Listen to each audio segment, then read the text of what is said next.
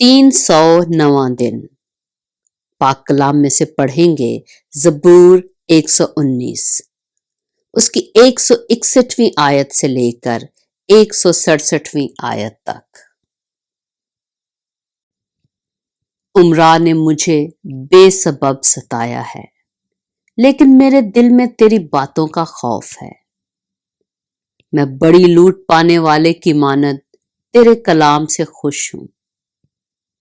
مجھے جھوٹ سے نفرت اور کراہیت ہے، لیکن تیری شریعت سے محبت ہے۔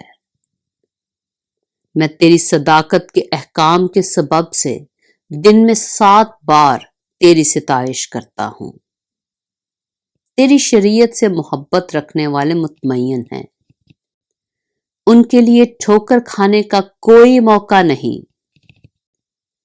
اے خداوند، میں تیری نجات کا امیدوار رہا ہوں اور تیرے فرمان بجا لایا ہوں۔ میری جان نے تیری شہادتیں مانی ہیں اور وہ مجھے نہایت عزیز ہیں۔ میں نے تیرے قوانین اور شہادتوں کو مانا ہے، کیونکہ میری سب روشیں تیرے سامنے ہیں۔